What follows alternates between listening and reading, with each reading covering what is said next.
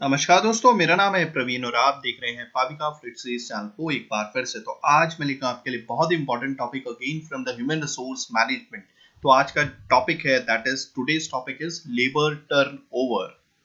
अभी देखिए, इस टॉपिक में हम देखेंगे लेबर टर्नओवर क्या होता है, कैसे ये इंडस्ट्रीज से कनेक्टेड है। बट आगे बढ़ने से पहले अगर आपने मेरा चैनल सब्सक्राइब नहीं किया तो प्लीज ये आपसे बहुत बड़ी रिक्वेस्ट कि आप मेरा चैनल सब्सक्राइब कीजिए, लाइक एंड शेयर करना मत भूलिएगा ताकि मैं ऐसे ही एजुकेशनल वीडियोस आपके लिए हमेशा हर पल लेके आता रहूं। और इसी वीडियो के डिस्क्रिप्शन बॉक्स में अगर आप देखेंगे तो आपको एक लिंक मिलेगा जहां से आप इसी चैप्टर, फिलहाल जो हमारा चैप्टर चल रहा है that is from the integration chapter के तमाम दूसरे भी वीडियोस आप डाउनलोड कर सकते हैं, सजेस्ट कर सकते हैं किसी भी कलीग को। जैसा कि आप देख रहे हैं यहाँ पे साफ साफ देखिए, लेबर टर्नओवर का मीनिंग क्या होता है। डियर बॉस आई क्विट, मतलब जॉब छोड़ देना। अभी किस वजह से छोड़ देना, उसके रीजंस अलग अलग हो सकते हैं। कुछ रीजंस अवॉइडेबल हो सकते हैं, कुछ यानी कि जो एम्प्लॉयर द्वारा कंट्रोल किए जा सकते हैं। कुछ रीजंस ऐसे होते हैं जिसे कंट्रोल नहीं किया जा सकता है, मतलब अब उस एम्प्लॉय को या फिर लेबर को जाना ही जाना है। तो कुछ ऐसे रीजंस के साथ हम स्टार्ट करेंगे। तो आज की सबसे पहले लेबर टर्नओवर की डेफिनेशन देख लेते हैं। अभी देखिए, एक एक करके हम इसे इंग्लिश में पढ़ेंगे, then will understand in our native language, okay, one by one. So definition क्या होती है, देखिए, labor turnovers refer to the rate at which employees leave employment. Labor turnover can be evaluated by relating the number of employees leaving their employment during a period of time to the total or average number of employed in that period. ठीक है, अब labour turnover का क्या मतलब है कि क्या rate से आपके एम्प्लॉइज, ठीक है, आपके कंपनी के एम्प्लॉइज एम्प्लॉयमेंट को यानी कि अपनी जॉब को छोड़ के जा रहे हैं, यानी कि क्या रेट से जा रहे हैं। तो ये एक तरह का परसेंटेज होता है, एक तरह का परसेंटेज होता है। देखिए, कोई भी कंपनी में अगर कोई भी पर्सन जा रहा है तो अगर ये लेबर टर्नओवर का जो रेशियो है अगर 5% या 5% से कम है तो कोई प्रॉब्लम नहीं है, इतना टॉलरेबल होता है। काफी लोग होते हैं जिनको अच्छी अपॉर्चुनिटी मिलती है तो वो कंपनी को छोड़ के आगे निकल सकते हैं। मतलब अगर कोई भी कंपनी में आप काम करने जाते हैं तो दैट मीन्स अगर किसी भी कंपनी का जो लेबर टर्नओवर 5% या उससे कम है तो that means okay, her company का एटलीस्ट 5% लेबर टर्नओवर होता है, मतलब कोई प्रॉब्लम नहीं है। ठीक है, हाँ, अगर यही चीज 10, 15, 20, 25, 30 हो गया तो ये जरूर चिंता जनक स्थिति है, या फिर ये वरी करना पड़ेगा एम्प्लॉयर्स को जो जॉब देते हैं। आइदर कंपनी में क्या बोलते हैं, कंपनी की पॉलिसीज ठीक नहीं है, वर्किंग कंडीशंस ठीक नहीं है, या फिर कोई अदर रीजन है जिसकी वजह से एम्प्लॉइज कॉन्टिन्यूसली छोड़ के जा रहे हैं कंपनी को। ठीक है, वहां पे सैलरीज बराबर नहीं है, बहुत सारे रीजन होंगे, हम एक एक करके बात करेंगे और उसके इफेक्ट्स के बारे में भी देखेंगे। ओके, आगे क्या लिखा होता है, तो लेबर टर्न ओवर कैसे निकाला जा सकता है, कैसे इवेल्युएट किया जा सकता है कि एक साल के अंदर कितने एम्प्लॉइज छोड़ के गए हैं। ठीक है, यहाँ पे लिखा हुआ है by relating the number of employees living their employment, मतलब एक साल के अंदर during a period of time, मान लीजिए वो जो टाइम है वो एक साल है और इस दौरान कितने नंबर ऑफ एम्प्लॉइज कंपनी को छोड़ के गए हैं और उसी साल में कितने एवरेज नंबर ऑफ एम्प्लॉइज को नौकरी मिली है उसी साल में। तो ये एक रेशो रहता है, कितने छोड़ के गए अपॉन कितने उसी साल में कितनों को नौकरी मिली या जॉब पर है, मल्टीप्लाई बाय 100 कर लीजिए, you will get your percentage. इसको बहुत अच्छे से एग्जांपल के साथ समझा जा सकता है।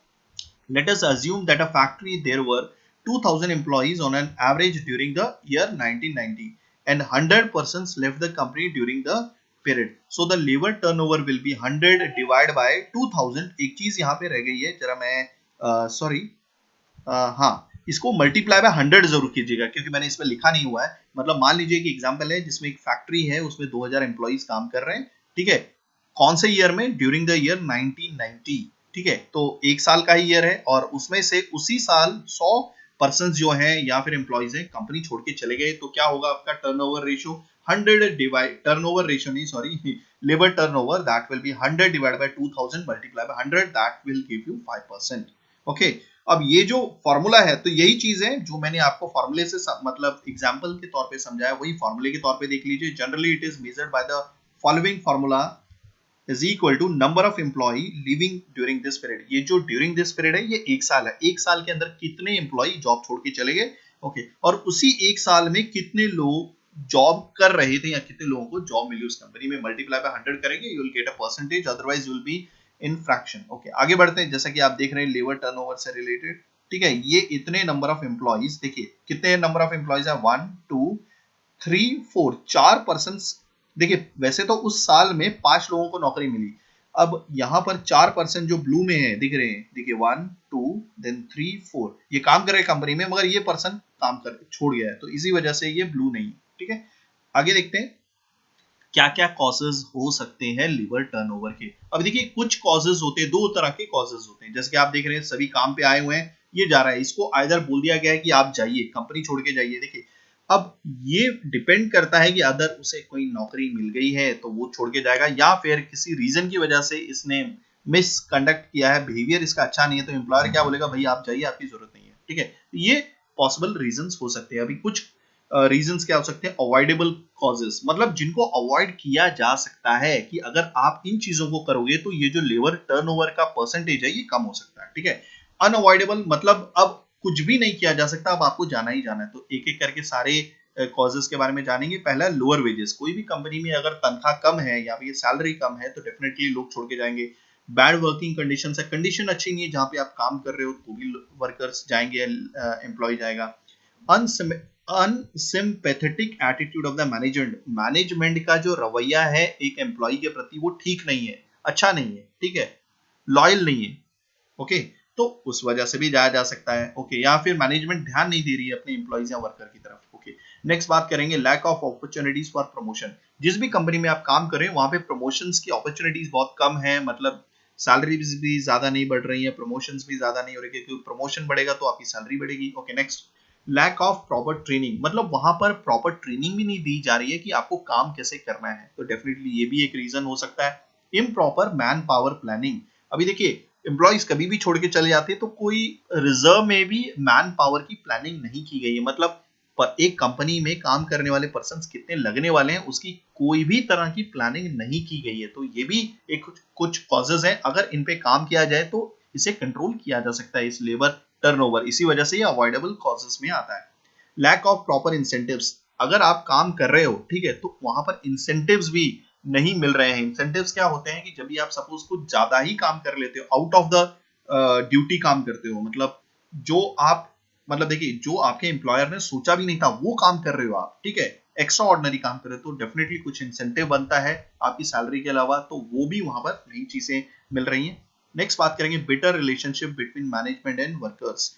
हाँ, रिलेशन में कड़वाहट आ गई है मैनेजमेंट और वर्कर्स के बीच में, तो वो भी एक रीजन हो सकता है। क्या पता कि वर्कर खुश नहीं है या फिर मैनेजमेंट खुश नहीं है वर्कर से, इस वजह से भी लेबर टर्नओवर का जो परसेंटेज है वो काफी ज्यादा हो सकता है। नेक्स्ट बात करेंगे lack of conveyance accommodation medical and educational facilities and recreational amenities etcetera. जैसे कि आप अगर बड़ी बड़ी कंपनीज में जाओगे तो आने जाने की सुविधा होती है जो कंपनी द्वारा प्रोवाइड की जाती है फ्री ऑफ कॉस्ट, या फिर बहुत मार्जिनल कॉस्ट जो भी एम्प्लॉय की सैलरी से कट जाता है। कन्वेंस का आना जाना नहीं है, ठीक है, कंपनी तक पहुंचने तक, कंपनी में पहुंचने तक कोई कन्वेंस नहीं है प्रॉपर, वो एक हो सकता है। अकोमोडेशन की फैसिलिटी नहीं है, रहने की फैसिलिटी नहीं है, मेडिकल की फैसिलिटी नहीं है, पढ़ाई से रिलेटेड फैसिलिटी नहीं है जो उनके बच्चों को मिलेगी एम्प्लॉइज के, और रिक्रिएशनल मतलब सपोज कहीं घूमने जाना है तो वो जो बड़ी कंपनीज होती हैं ये अपने एम्प्लॉयज को काफी सारी फैसिलिटीज देती है, तो ये सारी फैसिलिटीज आपकी अगर कंपनी प्रोवाइड नहीं करती है तो ये कुछ अवॉइडेबल कॉजेज है। अगर इन कॉजेज पे अगर वो काम करेगी डेफिनेटली तो वो इन लेबर परसेंटेज का जो रेशियो है, रेशियो बोल सकते हैं या फिर जो परसेंटेज है वो कम किया जा सकता है। अब इनमें से कुछ अनअवॉइडेबल कॉजेज भी हो सकते हैं जिसको अवॉइड नहीं किया जा सकता। अभी देखते हैं क्या बात है करते हैं। Sometimes worker have to leave the organization because of management requirements and administrative actions. कभी कभी क्या होता है कि वर्कर को ऑर्गेनाइजेशन छोड़ के जाना ही पड़ता है, किस वजह से, आइदर मैनेजमेंट ने कोई डिसीजन ले लिया है या फिर उनको लगता है कि जो पर्सन उसने हायर किया वो बराबर काम नहीं कर रहा है तो उसको टाटा बाय बाय करवा देते हैं। ठीक है, या फिर उसके खुद के रीजंस भी हो सकते हैं, जैसे कि सपोज वो बीमार पड़ गया, एक्सीडेंट हो गया उसका, ठीक है, अगर फीमेल है तो प्रेगनेंसी हो गई, तो ये सारी चीजें होती है जो अनअवॉइडेबल है जिसमें एम्प्लॉयर कुछ नहीं कर सकता, आपको जाना ही पड़ेगा। Okay, they also leave their employment at their own will.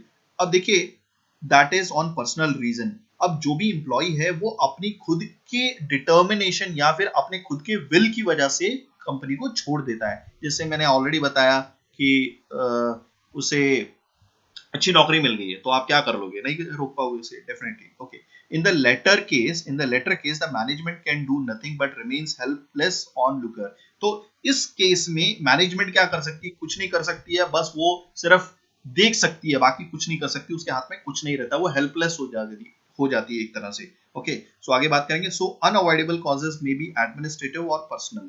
तो अनअवॉइडेबल कॉजेज दो ही तरह के होते हैं, आइदर मैनेजमेंट का खुद का डिसीजन उसे निकाल देना, या फिर एम्प्लॉय का खुद का पर्सनल रीजन हो सकता है जिसकी वजह से ये अनअवॉइडेबल कॉजेज कहे जाते हैं, जिसके बारे में ना ही क्या बोलते हैं अपनी मैनेजमेंट कुछ नहीं कर सकती। ओके, नेक्स्ट बात करेंगे हमारे इफेक्ट्स ऑफ लेबर टर्नओवर। देखिए, लेबर टर्नओवर का परसेंटेज अगर काफी ज्यादा हो जाता है तो इसके किस तरह के इफेक्ट्स एक कंपनी में देखे जाते हैं। जैसे कि आपको मालूम है कि अगर कोई भी कंपनी से कोई भी पर्सन छोड़ के जाता है तो डेफिनेटली वो एक कॉस्टली अफेयर पड़ेगा। क्यों? क्योंकि इतना क्या बोलते हैं, कंपनी ने इतना खर्चा किया उसे ट्रेनिंग देने के लिए, उतना एक्सपीरियंस वो गेन करके वो कंपनी को छोड़ के जा रहा है, तो कोई नया पर्सन आएगा तो डेफिनेटली उस पर सारी चीजें ये खर्चा की जाएंगी, अगेन उसे ट्रेनिंग दी जाएगी।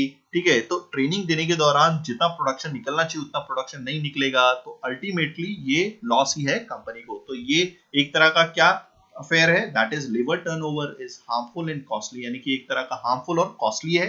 Definitely it results in increase cost of production due to following reasons. इसकी वजह से क्या होता है, कॉस्ट ऑफ प्रोडक्शन बढ़ जाती है, क्योंकि नया एम्प्लॉयर मींस नया एम्प्लॉय आता है तो उसको काफी कुछ सिखाना पड़ता है, वो काम कम करता है, उतना टाइम कंज्यूम हो जाता है एक प्रोडक्ट को बनाने में, तो फिर अल्टीमेटली उसकी वैल्यू, मतलब जितनी नंबर ऑफ प्रोडक्ट्स आपके प्रोड्यूस होने चाहिए उतने प्रोडक्ट्स नहीं प्रोड्यूस हो पा रहे हैं, तो अल्टीमेटली प्रोडक्ट की जो कॉस्ट है वो बढ़ेगी। ओके, तो कुछ पॉइंट्स हैं जो हम डिस्कस कर लेते हैं। पहला point, with frequent changes in labor force, production planning cannot be properly executed, resulting in substantial loss in production।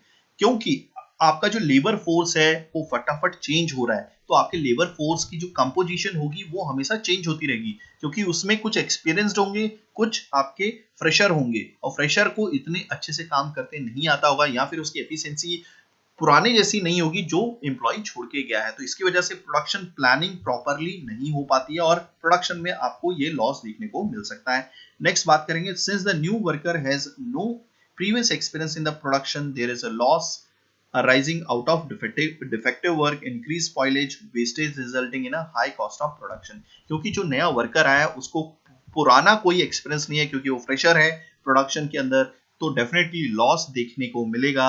Okay, defective work देखने को मिलेगा, चीजें खराब होंगी, वेस्टेज होगा, तो उसकी वजह से प्रोडक्शन कॉस्ट हाई हो जाएगी।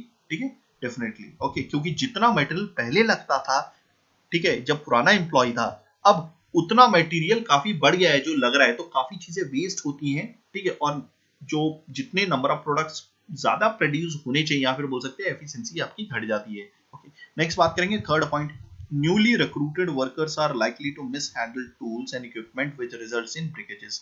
जो भी नए आपके वर्कर्स रिक्रूट हुए हैं वो ऐसा क्या बोलो, हो सकता है कि वो टूल्स या जो भी इक्विपमेंट होंगे उसको वो अच्छे से हैंडल नहीं कर पाएंगे, तो जिसकी वजह से ब्रेकेजेस होने का चांस हो सकता है। क्योंकि एक हमारी कंपनी में भी ऐसा ही था कि एक पर्सन थे जिनको बताया गया, मगर वो फिर भी अपना ही कुछ दिमाग लगाते थे, जिसकी वजह से ब्रेकेजेस हो जाते थे, और अल्टीमेटली उनको शो कॉज नोटिस दी गया, एक दो बार वार्निंग दी गई। अगर आपको लगता है, मतलब कंपनी को फिर लगा कि उनको निकाल देना चाहिए क्योंकि इससे कंपनी का काफी नुकसान हो रहा है, तो वो उन पर्सन को निकाल दिया गया था। ठीक है, नेक्स्ट बात करेंगे, the organisation has to incur extra cost of workers training. देखिए, कोई भी नया पर्सन अगर आता है, रिक्रूट किया जाता है एक पर्टिकुलर वैकेंट प्लेस की जगह पे, ठीक है, एक पर्सन था जो पूरा ट्रेन था, वो अब नई कंपनी में चला गया, उसको सैलरी अच्छी मिल गई है, यहाँ पे वर्किंग कंडीशन नहीं थी अच्छी, तो एक नया वर्कर आता है तो उसके लिए कंपनी को क्या करनी पड़ती है, ट्रेनिंग देनी पड़ती है, तो इसका खर्चा भी किसको बेयर करना पड़ता है, ऑर्गेनाइजेशन को ही करना पड़ता है, यानी कि एम्प्लॉयर को।